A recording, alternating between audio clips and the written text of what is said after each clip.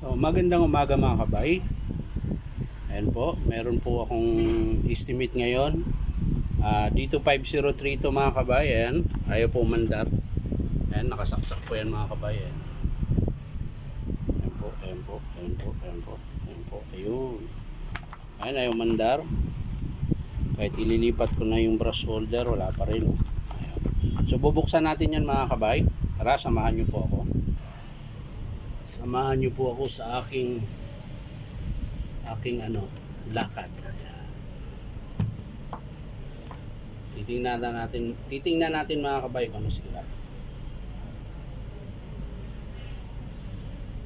Ayan. Buksan na po natin mga kabay para malaman natin kung ano ang naging dagsa.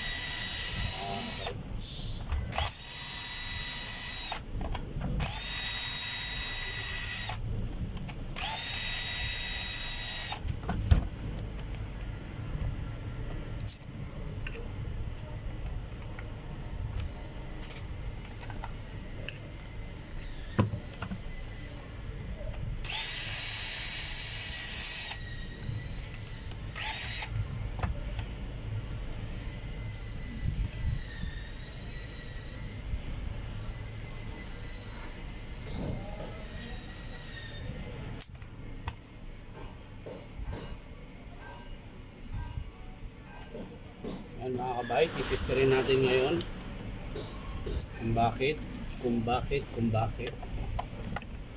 Ayan po, tulad din po sa mga nakaraan na video ko mga kabay, unahin nyo po ng tester yung cord. Ayan. Kung meron pong putol o wala. Ayan.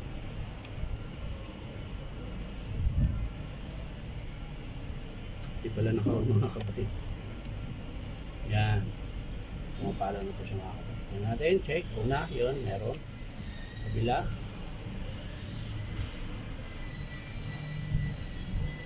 Yun, wala mga kabay. Walang palo yung kabila.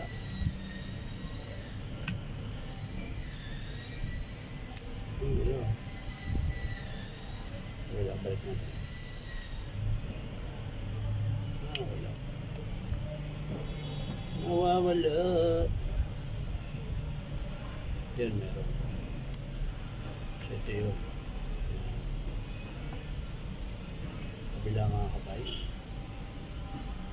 Wala talaga ito mga kabay. So, check natin mga kabay yung diretso sa armature. Ayan. Pamutin natin ito.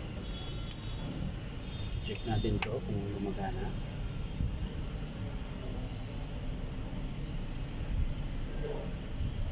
Yun mga kabay, meron. Ayan. Ayan, gumagana po. Ayan. Pag nakarekta siya, gumagana. So tulad nung ginagawa ko mga kabay, lalagay nyo po yung tester dito. Ayan, kabilaan sa plug. Tapos pagdikitin nyo po yung dalawa. Ito po, pagdikitin nyo yan. Tapos saka mo siya pisilin. Paano mo po yung mapipisil na yun? Lock mo muna.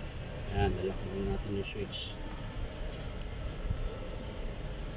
Ayan, tapos pagdikitin nyo itong dalawang wire. Ayan. Yung galing sa switch to mga kabay. Dapat gagana to kung wala siyang putol. O hindi sira yung switch. Ayan po mga kabay, wala po. Hindi po siya gumana, pinagdikit ko na.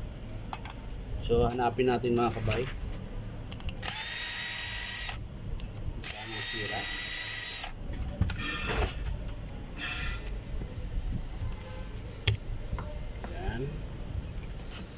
Ito yung cord mga kabay.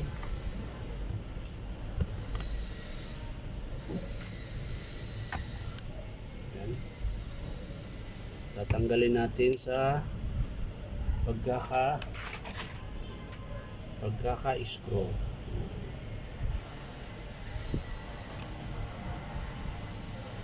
Hindi ka siya.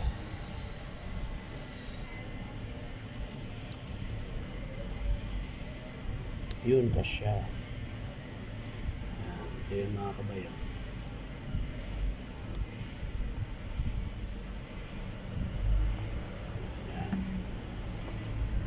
Ito yung tinister natin na ay yung switch mo na pala mga kapay.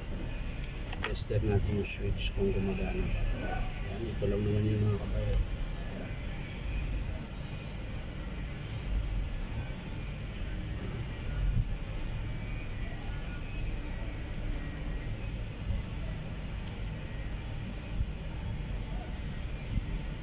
Ayan mga kabay, buo yung switch. So dito sa cord, ang problema mga kabay, ayan, meron po siyang dugtong.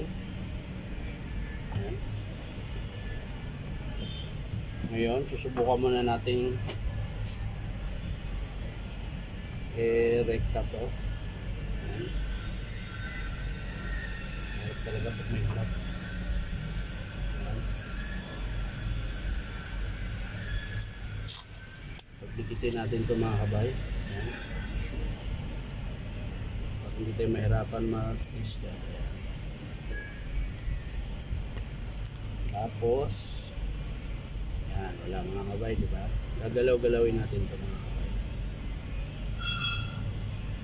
Yan. So wala dito ang dahilan mga kabay.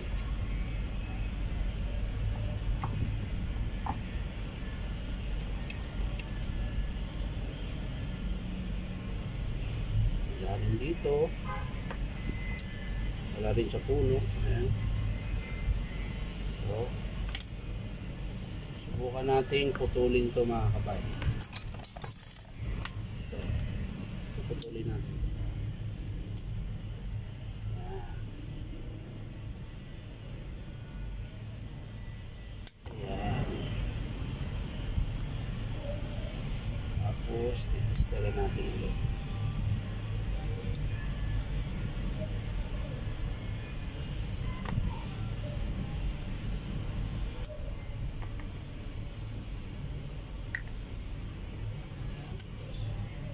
Short nyo rin siya ulit mga kabay. Testing natin. Tester natin ulit kung gagana siya. Wala mga kabay oh. Wala talaga oh.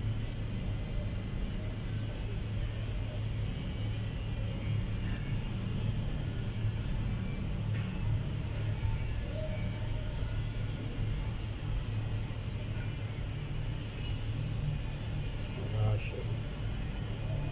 So, meron talagang putol yung linya mga kabay. Dito meron. Kabila, yun wala. So dito talaga mga kabay ang sira. Maaring nabunot na to mga kabay. Hindi na kasi siya na ganun. Hindi na tumutunog eh. So dito po ang dahilan. Ngayon, titesting na, irerekta natin mga kabay. Hindi natin idaan doon sa plug. Para malaman talaga natin kung anong sira.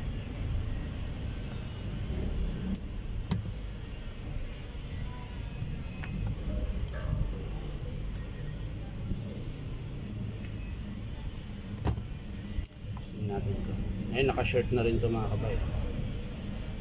Yan o, meron. So dito talaga ang putol mga kabay. Pero ititesting pa rin natin mga kabay kung goods pa yung sa mechanical niya mga kabay, kung malakas pa kumalo o hindi na. So ititest natin mga kabay. So, mga kabay, titest na natin. Yan, kinabit ko na po yung terminal. Saksak na lang natin to diretso.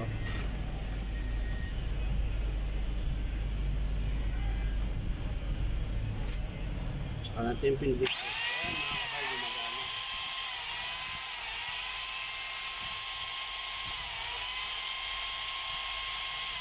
So, iti-check natin mga kabay yung hammer niya kung meron.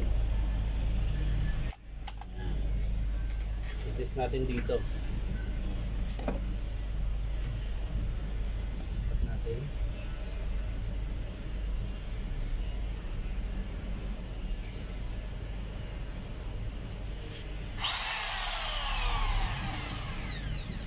Ito mga kabay. I-check natin mga kabay. Kung okay pa po ba.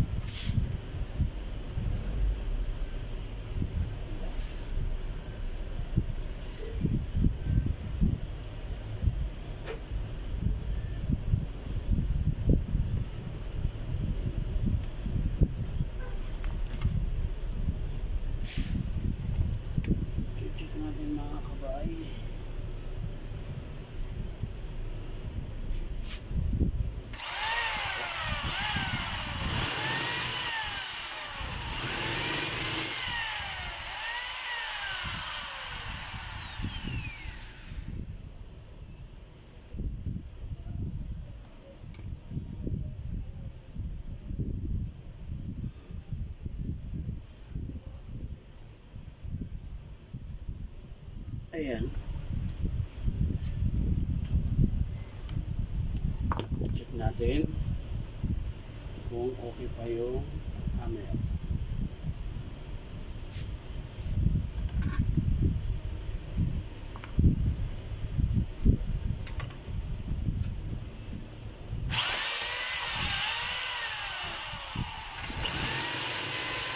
Mga kabay, gumagana ba po siya? Check natin yung hammer mga kabay.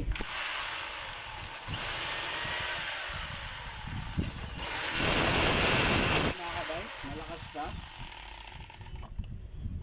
So okay pa yung ano, okay pa yung hammer niya mga kabay. Okay pa po. So ang papalitan lang natin mga kabay yung cord ito, cord tsaka yung lever niya mga kabay, matigas na po pihitin ito. Minsan hindi gumagana, minsan dumidiretso na siya dito. So check din natin to mga kabay, baka basag na po yung front gear niya. Ayun mga kabay, oh.